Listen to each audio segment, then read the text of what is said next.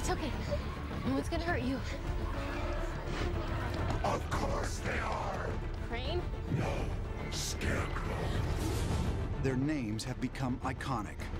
The Joker, Scarecrow, Riddler, Penguin, Catwoman, Two-Face.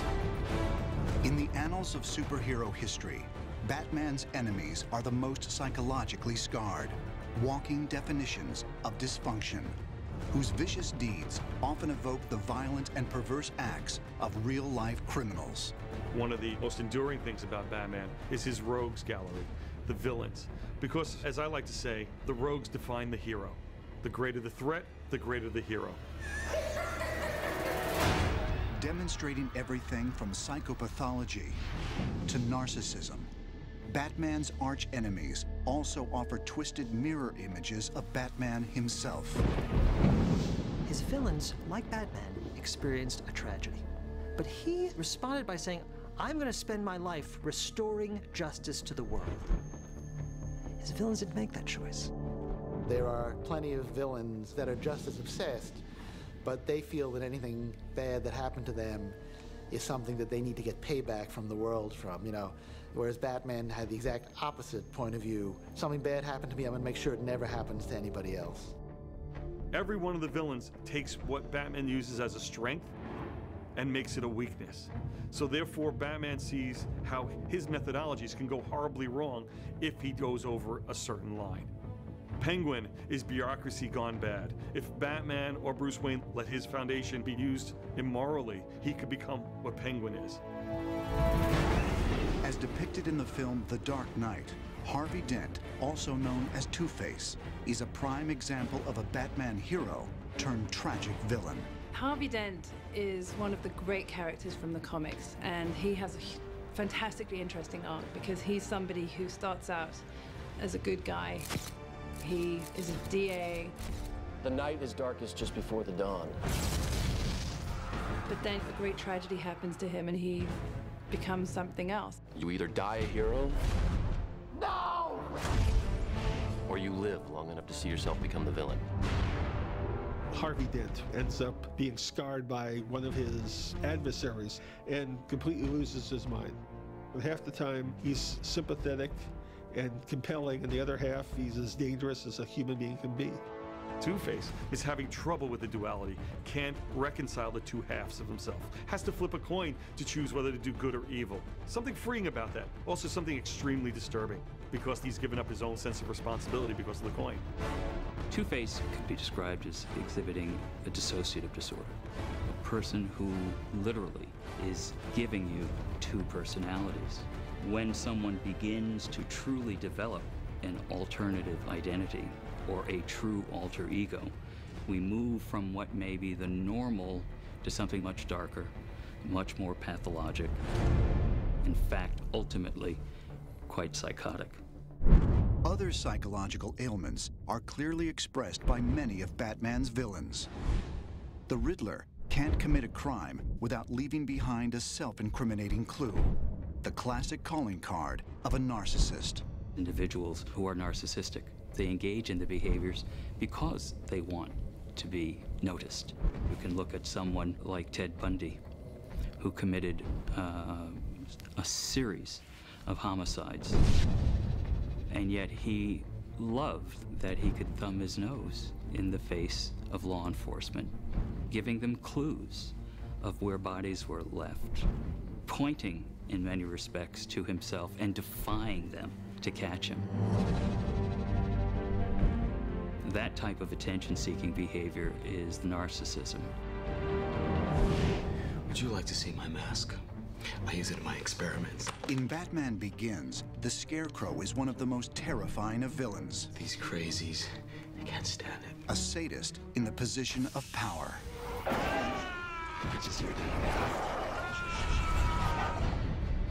We meet the Scarecrow as a doctor at Arkham Asylum.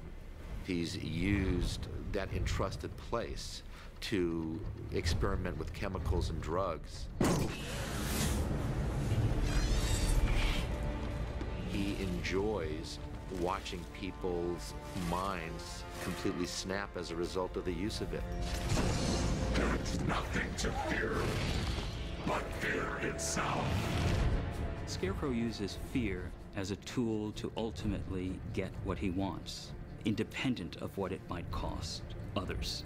This is an individual generally not psychotic, but very intense, and their need to self-aggrandize. A individual like the Unabomber, Theodore Kaczynski, part of his delusions is that mechanization and modernization is ruining the world, and takes it upon himself to send bombs to computer scientists, professors. He became vengeful. I'm going to take it on society, and thus becomes this murderous, crazy person.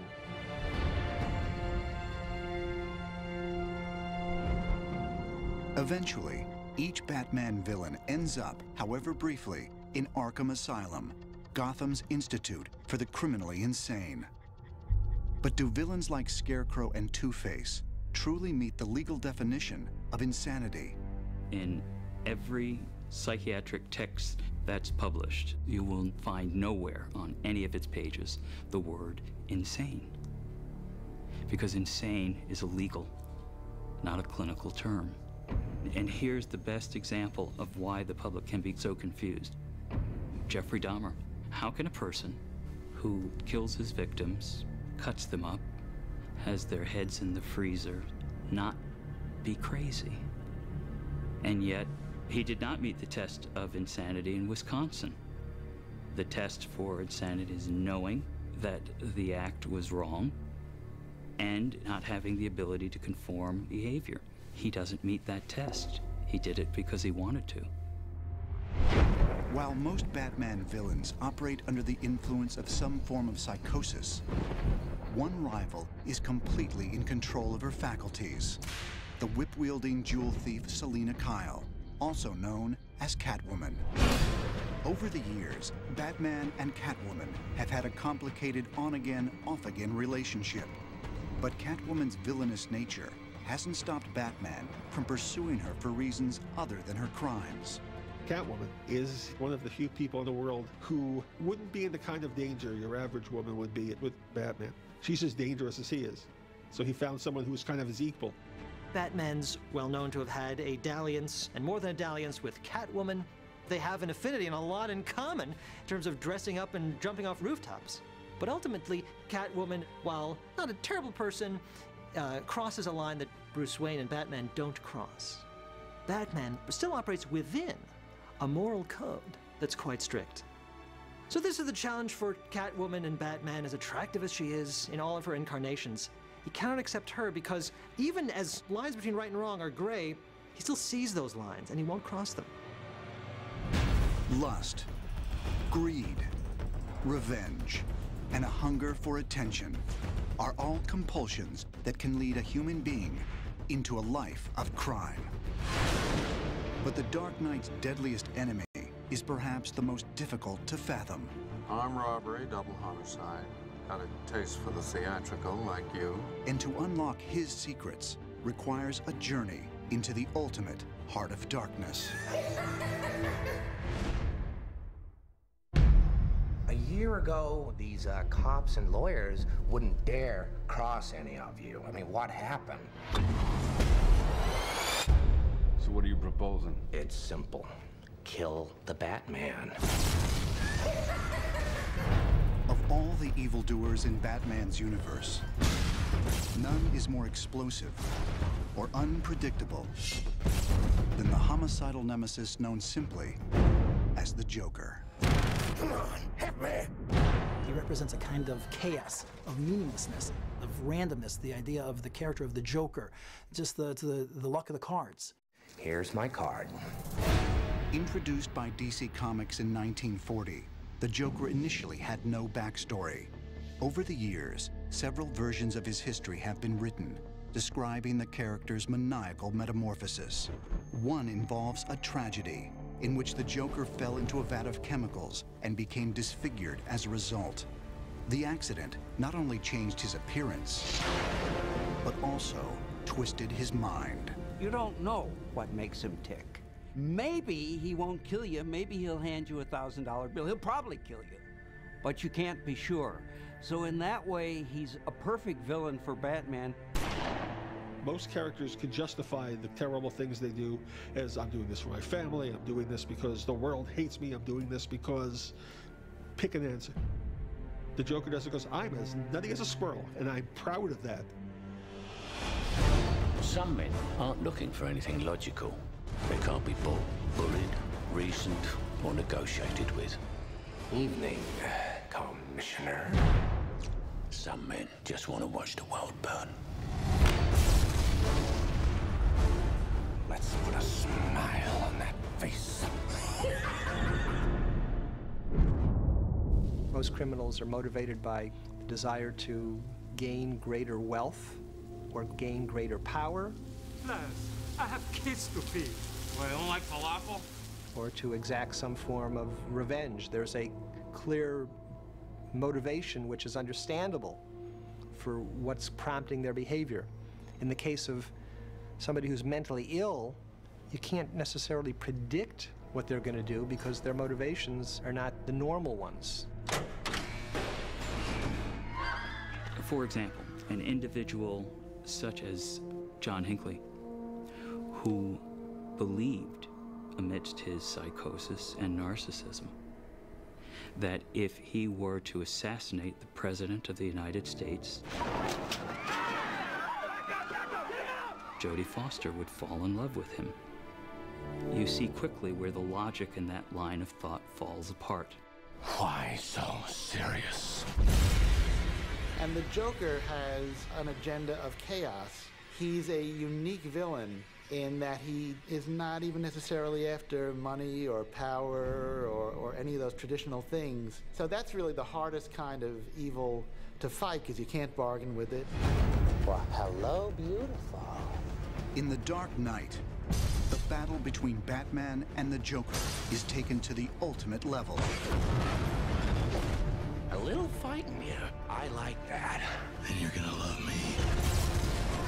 I always felt, as Batman, that there was a great curiosity about this Joker because he hadn't come across anybody like him before.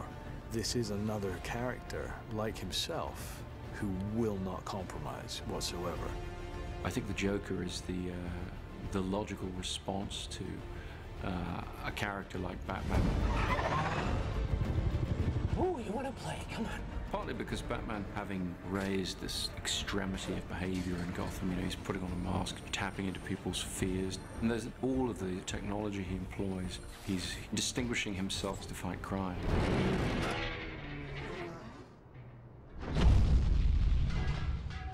You've changed things. Forever. And why do you want to kill me? I don't want to kill you.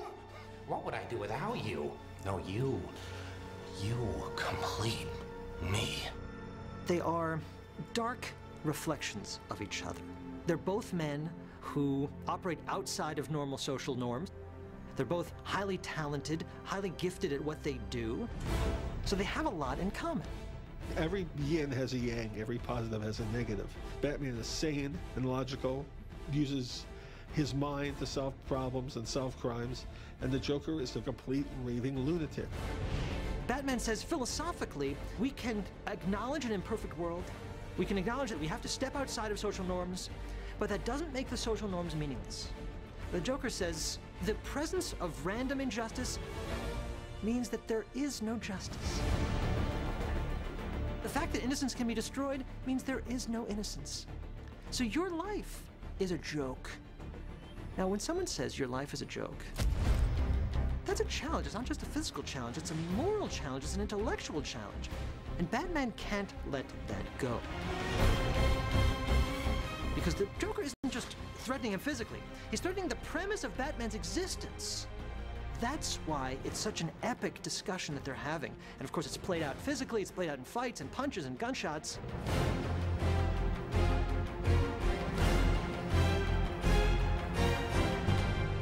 Ultimately, it's a philosophical conflict, and not one that's easily resolved. The Joker wants to see that everybody has a price.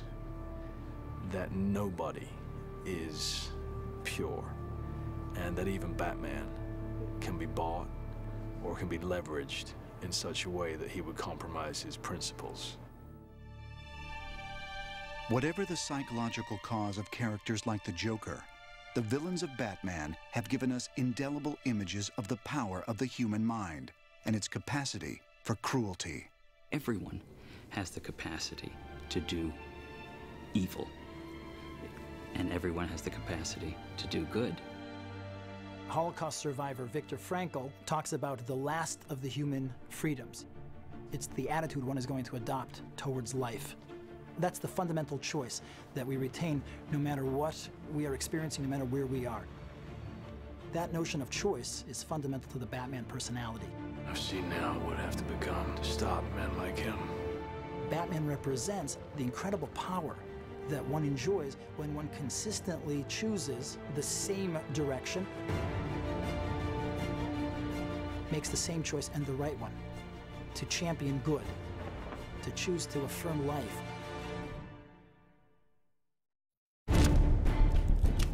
Beyond the thrill of his adventures, Batman gives the world something greater.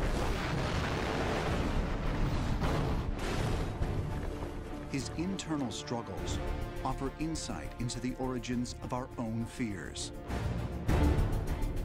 the motivations behind evil acts, and the ways that an ordinary human being can become a hero. He's human.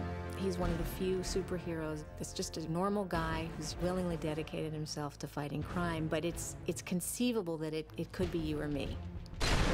We don't come from Krypton. We don't have superpowers or mutant genes. Batman is in the realm of obtainable.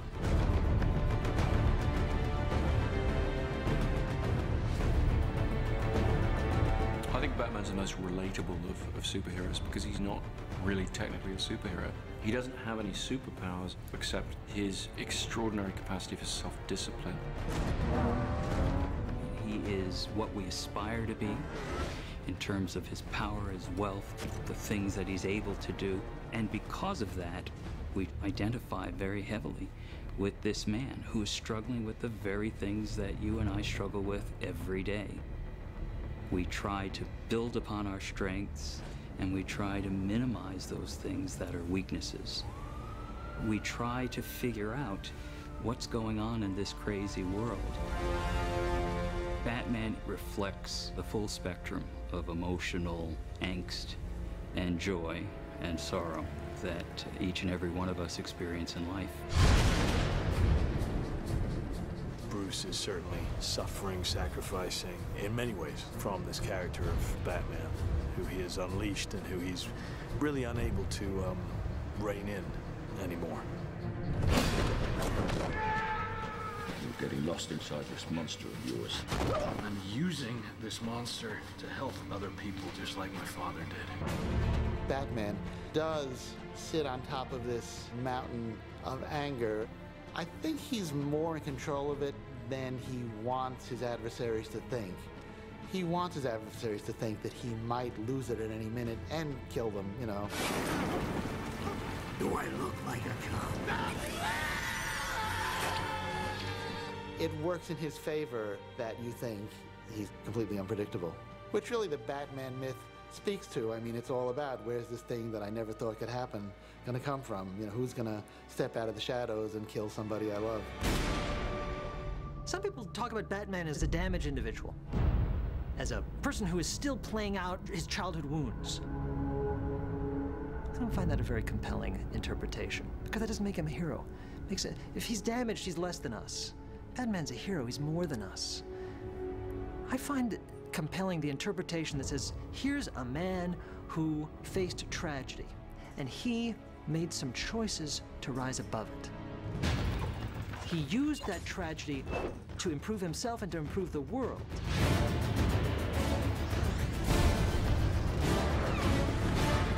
That is a hero. That makes him compelling. The appeal of Batman has been in part to the idea that if something that tragic happened to me, would I have that kind of ability to shape my life that way? I can't tell you how many people who have contacted me and said, I went through tragedy and turned it into a victory. And the Batman's image was ever before my eyes, and I used that image to get myself out of the depths of despair.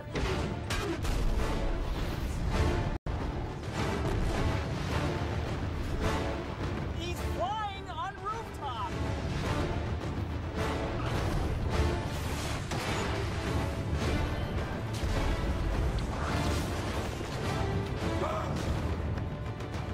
The best thing about Batman is he's not really a superhero. He's a human. Like your father, you lack the courage to do all that is necessary. And he shows us the greatness of what humans can be. I am gonna stop you.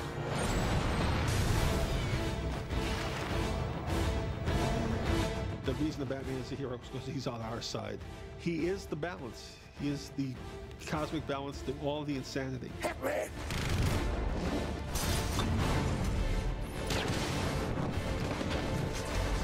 Batman says we can make meaning in a difficult world. We can pursue justice in an unjust world. Batman's a character that provides us hope that all of us need.